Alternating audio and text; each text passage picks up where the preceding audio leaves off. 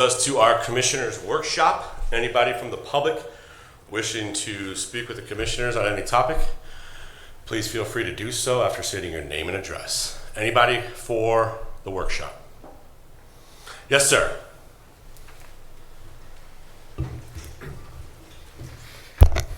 Good afternoon, commissioners. Good afternoon. I want to talk about data centers coming into more or less Perry Township or Perry Village. A lot of concerns, and why would me as Mayor of Timberlake have a concern about what goes on in Perry Village? Well, what affects us obviously is we know the power grid is going to be number one. That's the biggest concern. They made an agreement with AEP Power and First Energy to basically get base load power, and they have it reserved.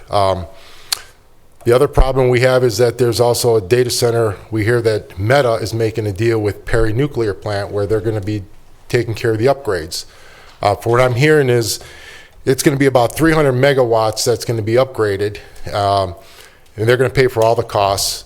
But the problem is that in lieu of that, what they're going to give them in return is they're going to give them the agreement's about 600 to 700 megawatts of power that they're going to reserve for them to use out of Perry. And then once the upgrades are completed in a few years, they're going to also get that power also, that other 300 megawatts. So it's going to get them about 1 gigawatt of power total. Now, Perry Nuclear Plant doesn't feed our state itself. It actually feeds the PJM power grid, and it goes outside of us. And they're saying, well, this won't affect our residents in the grid. Well, the problem is I just went down to visit New Albany, where they're putting massive data centers all over.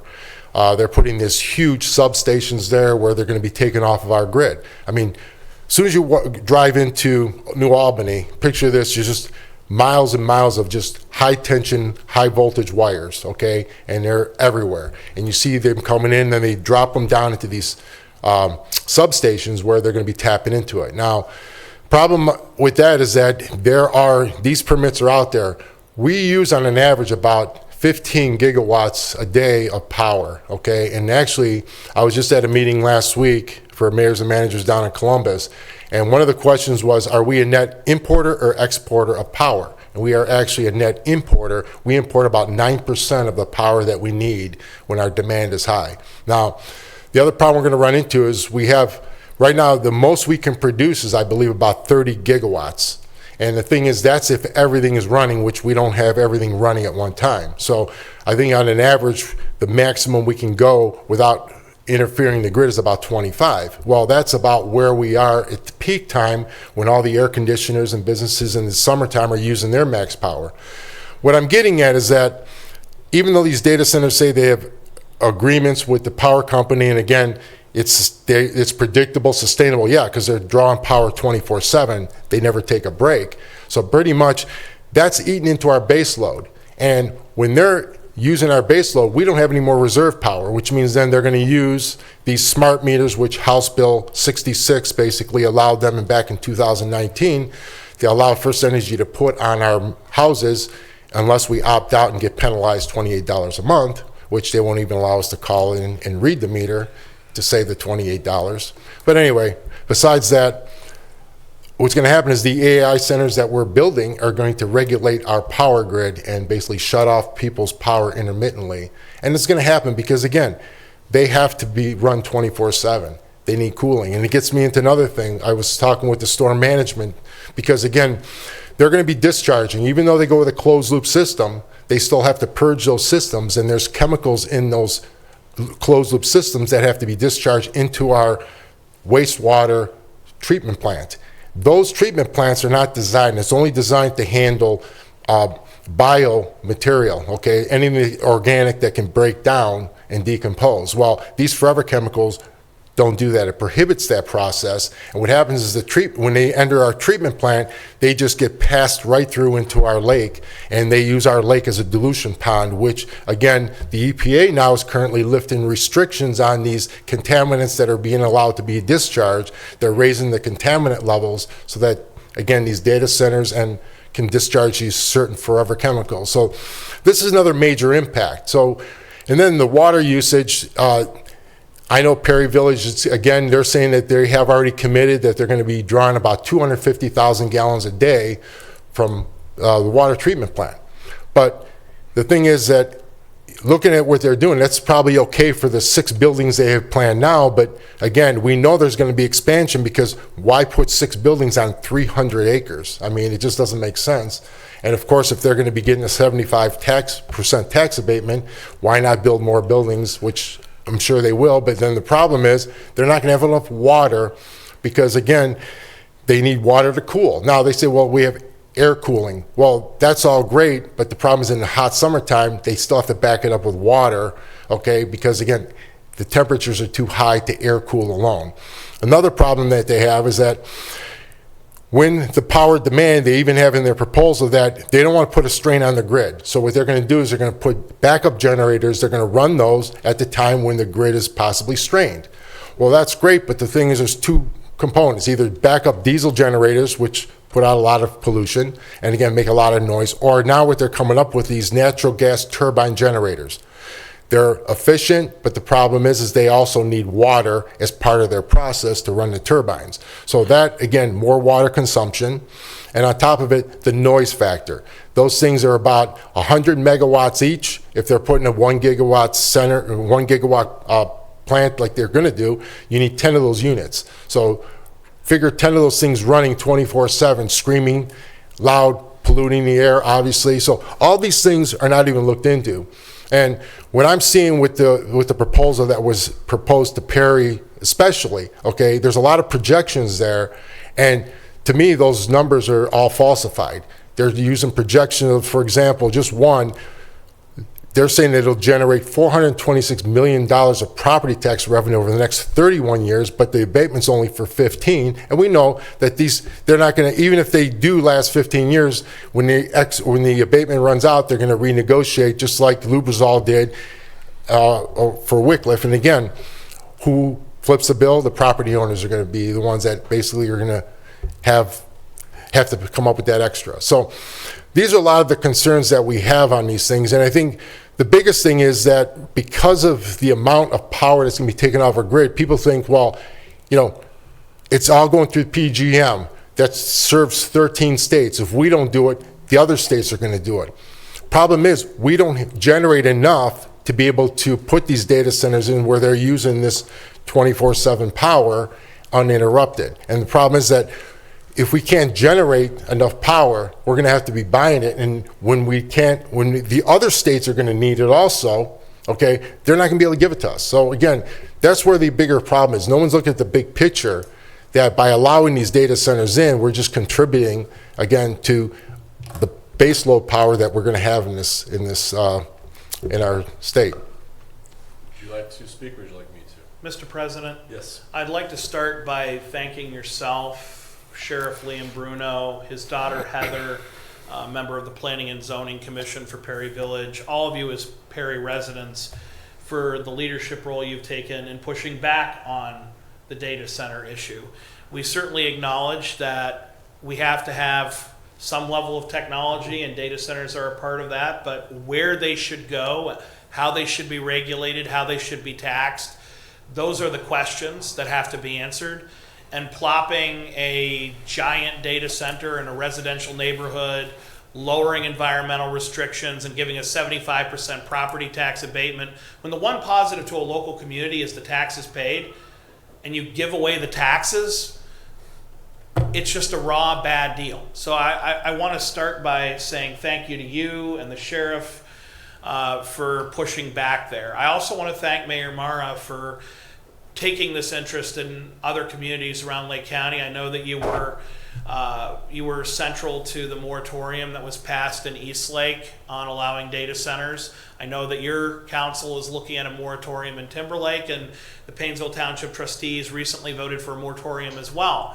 I would humbly propose that while the county commissioners do not have zoning authority, and we don't have the power that your council does to pass a ban or a moratorium on data centers, I would propose that we consider whether we should have a resolution encouraging our 23 municipalities to follow the lead of Eastlake and Painesville Township and Timberlake in passing a moratorium so that we can evaluate as a full county the tax burden that a data center should have to pay, whether or not it is sustainable to bring data centers of this size into Ohio in the first place. And we certainly don't want data centers along Lake Erie if they're not following strict environmental regulations, because quite literally the greatest asset of Lake County is the lake. We have been given this gift as stewards. We don't own it, and we owe it to future generations to make sure that that incredible source of fresh water is available to them, as pure and as clean as it is today. And when you talk to the Department of Utilities, it's actually incredible. The water we pull raw out of Lake Erie now actually meets like 1960s water standards. They don't quite meet the modern standard, but before we even treat it, the water is so clean from Lake Erie that it would have met like 60s standards. We don't want to lose that asset. And so I want you to know how greatly I appreciate your leadership, Commissioner Beveridge's leadership, Sheriff Liam Bruno's leadership, and all those who kind of stood up and said, we need to press pause here. We're talking about our community's greatest asset. We're talking about the livability in our community. And it is absolutely critical that we don't sell these things out on the cheap. And frankly, when a proposal is made to give a 75% tax abatement, when the only positive to the community is the higher tax revenue, it tells me that we really have to see the stop sign, press pause, and say, what are our goals here? Because if we're bringing data centers into a community, the goal has to be to raise revenue. Has to be. In which case they should pay full freight. And frankly, New Albany is not an exemplar of local governance. As many of us know, that entire region was basically bought and paid for by Wexner and Epstein, and is just a disaster. So is it surprising that 100% tax abatements were given there? No, but that's not a lead we should be following. It's something we should reject as a community. That doesn't mean that we don't need to have data centers, but maybe they should all be in the middle of a desert in Nevada. Maybe they should all be placed far away from residential neighborhoods, and maybe none of them are safe on the shore of Lake Erie. But these are things we should talk about as a community before we sign the contract, before we let them in, because forever chemicals, well, forever means forever. Once we allow this in our community, we can't turn back the clock and say, whoops, we made a mistake. These are the conversations that have to happen first. So once again, I just want to close in saying thank you to all of you who've taken a lead role in starting this critical community conversation and saying that we need to press pause. I'm grateful to Commissioner Beveridge, Sheriff Liam Bruno, yourself, and so many other leaders for being brave enough to stand up to big tech and say, this is our home and we'll be making this decision. Thank you. My only final point is that we only have this authority because the state legislature has yet to intervene. And the rumors I hear that they want to take away our local zoning authority so that data centers can just plop down wherever they want, we need to stand strong as a community in saying no to this attempt on taking away our home rule. This is our one line of defense. And for anyone to propose that data centers are just digital libraries and they should be able to jump in without even zoning approval, that's absurd. Thank you for coming in today. I appreciate you bringing up the topic. Thank you, Commissioner Pleshnik. Fortunately or unfortunately, yes, I've had to educate myself way more on this topic than I expected 18 months ago. A couple things I want to mention. One is you talk about the biggest issue being energy generation. I'm not correcting you, but for me personally, I actually think about the health concerns as well as the water that you talked about there. We have started having conversations here at the county as it relates to our stormwater systems, our sanitary systems, our water systems, providing the drinking water and whatnot. And so we are looking into those topics. We are looking into what safeguards and precautions we need to take as a county to make sure that, as Commissioner Pleshnik pointed out, one of our greatest assets is our lake and our water. And at this time, I have no interest in sacrificing the quality of that water for economic development purposes. And overarching over all of these topics, I don't want us to feel that we are anti-businesses and that we are anti-economic development, right? And I've said this multiple times. I don't mind if you make a bunch of money. I don't mind if you make a bunch of money. But I got a problem when you want to rig the game to make a whole big bunch of money and damage my community. At that point, responsible elected officials and leaders need to say enough is enough. As it relates to the energy generation and capacity, once again, I reiterate, unfortunately, these aren't decisions that are handled here at the county level. A lot of these things have to be done at the state and federal level, as you mentioned, PJM or whatnot, 13, 14 states that participate in that conversation. But yes, as it relates to the Vistra and the Meta deal, we were not able to attend the grand opening or celebration of that deal last week. Unfortunately, it happened at the same time of a commissioners meeting, so therefore we were here while that meeting was going on. When I originally heard about that deal, I had it explained that Meta had agreed to purchase 100% of the power coming out of Perry Nuclear Power Plant by December of this year.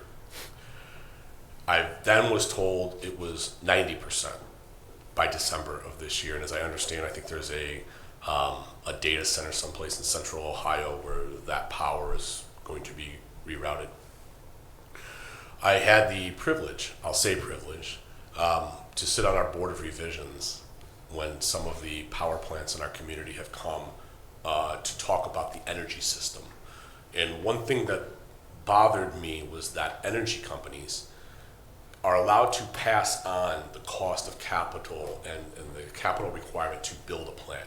So let's say hypothetically it costs $100 million to build a generating plant. Over time, they'll able to pass that cost on to the consumer, us, as well as a cost of capital. So if they have to borrow $100 million and pay 6%, then they're able to charge $100 million plus 6% to the consumer. And so the deal with Meta, as I've been explained by 2 different state representatives here in Ohio, I hope that this is accurate, is that the money coming in from Meta will allow Vistra to expand its generation capacity, but then that full cost will be offset by the Meta dollars. So hypothetically speaking, $100 million, let's say Meta chips in $40 million, then only $60 million would be passed on to the consumer, is how I've had that explained. I appreciate Vistra, some folks at Vistra have reached out to our office to set up a meeting. We've responded back a couple times. I look forward to having that conversation to have a full understanding of exactly what the deal is and exactly how it impacts expansion at Perry Nuclear Power Plant. I'm all for the expansion of nuclear power here in this state. We've had it, we respect it, we appreciate it. To the extent that we can continue to do that is great, so long as companies aren't trying to make a whole big ugly bunch of money and damage my community. Which brings us to what we talked about as some of the Columbus issues that we have with data centers in this, and I think Commissioner Pleshnik touched on that. The conversation about passing legislation and passing rules and restrictions to take away local communities' ability to regulate itself when they contradict with statewide priorities. I believe that was a direct quote. When they conflict with statewide priorities is extremely troubling to me. There is no such thing as statewide priorities, is how it should be. There are 99 state representatives and 33 state senators that represent a district. They all have a specific district. They do not represent the state. They represent a district. Their job is to go to Columbus, collectively talk about what is in the best interest of those districts. So to say that there are statewide priorities, especially when it comes to something such as this, is troubling and insulting to some of us here at the local level. I think the bigger issue I have with the Perry Village project, and I have said multiple times, I am against this project at this time, at this location. And so let me tell you exactly why I say that. That location is in the middle of a neighborhood. There are houses that butt up against the properties that they're trying to develop. There is a soccer field as well as, I believe, a baseball field, and my children go to Perry schools. And at some point, I hope to be able to watch my son on that soccer field when he's in middle school playing. And I don't particularly want to have to look at a 65-foot tall building that hums and gives off, other chemicals, whatever it would be, from a diesel generator if there happens to be the need for that. And so the location is a significant problem. A lot of these other data centers, they go out into the rural areas, right? Here's 1,000 acres with 2 houses nearby. Okay, fine. But this is actually in a residential village. As you know, I don't know how many square acres or how many acres your village is, but Perry is only about, I think, 1,400. And this is a 300-acre deal, which is a quarter of the village would go away. To which I've made the statement, if a quarter of your land is gone, I don't see why we have to have a village government anymore, but that's another conversation for another day. So the location is troubling for me. The finances just don't make sense. How it's been handled by the local village council and mayor is disappointing. There were NDAs that were signed by individuals within this deal. I do not support NDAs being signed by elected officials. I understand the need for executive session, but I don't support the legal restrictions on elected officials that represent us on being privy to some of this information. You talked about the abatement conversation, which is laughable to me. If we do have property taxes moving forward, as we've pointed out, the only positive of having a data center in your town is the property taxes. There's very few jobs that go along with this, but the buildings themselves and the technology in the buildings that are part of it are extremely valuable.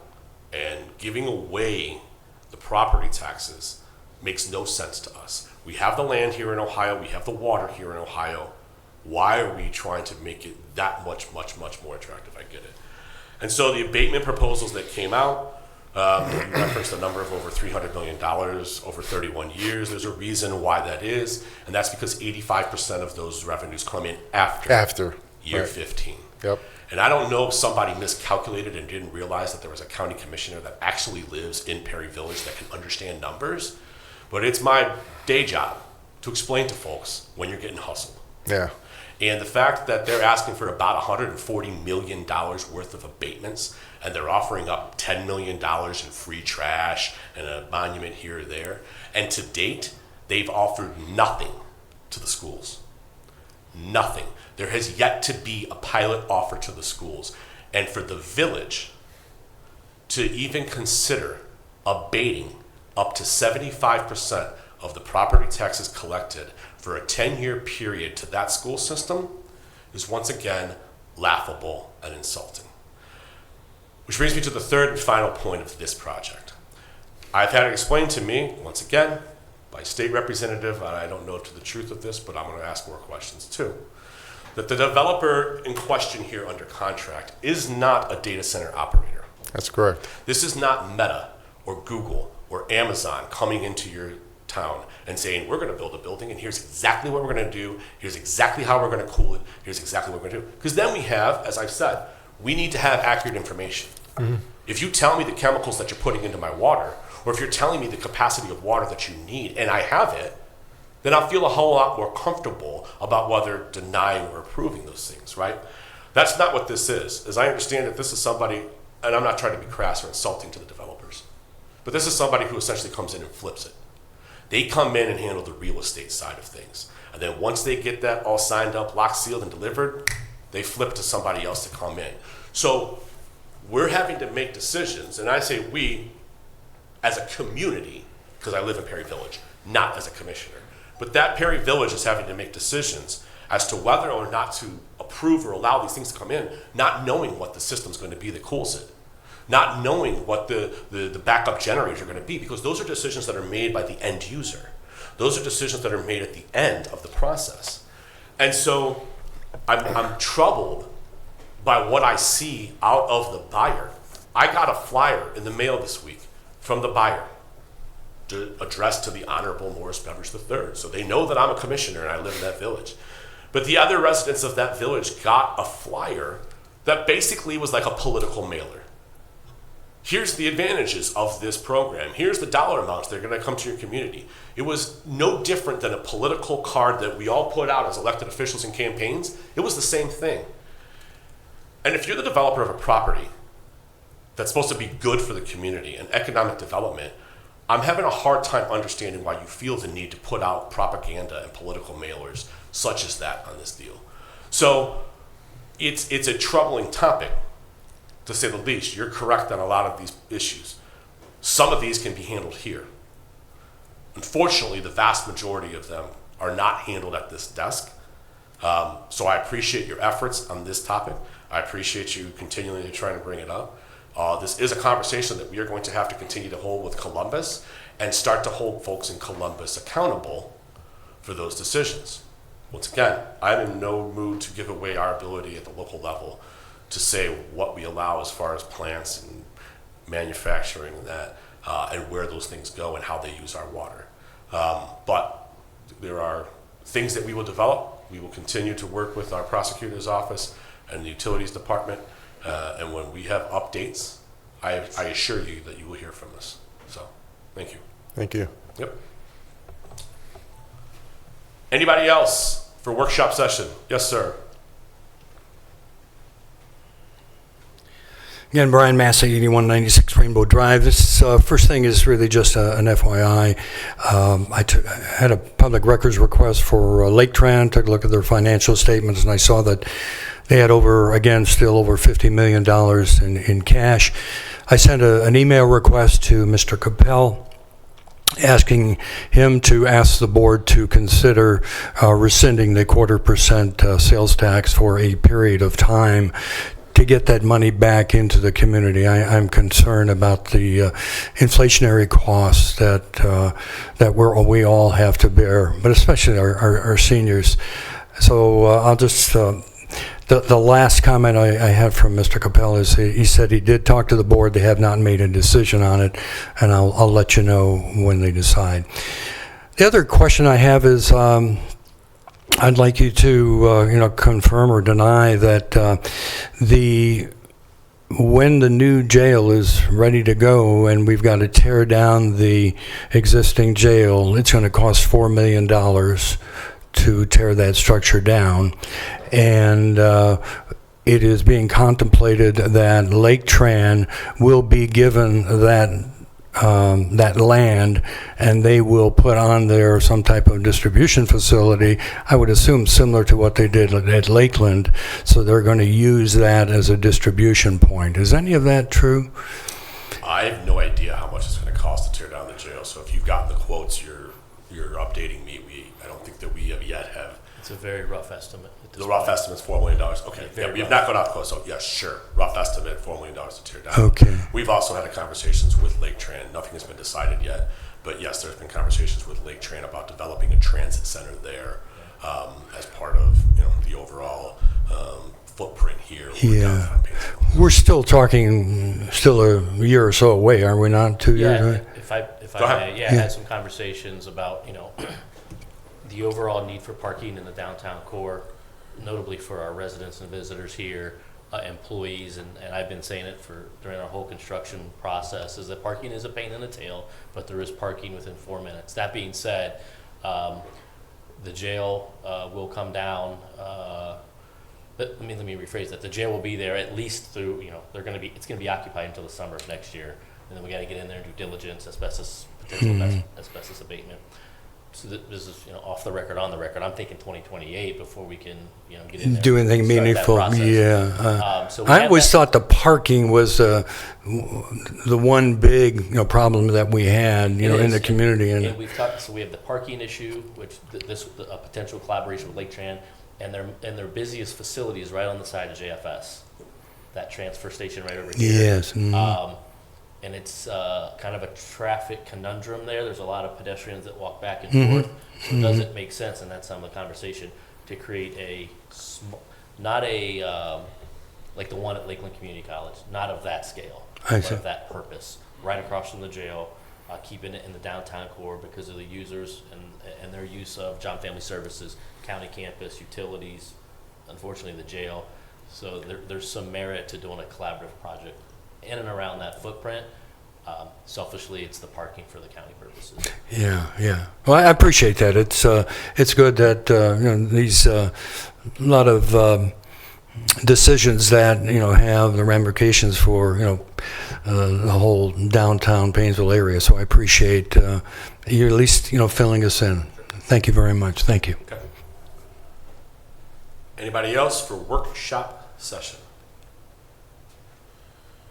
Okay, seeing none. we'll bring- Oh, yes. Mr. sorry. President, we all three of us received an email this morning from a resident who stated they couldn't attend the workshop but wanted to raise a concern. I won't say their name because they didn't ask for that, but I just want to read their concern real quick into the record.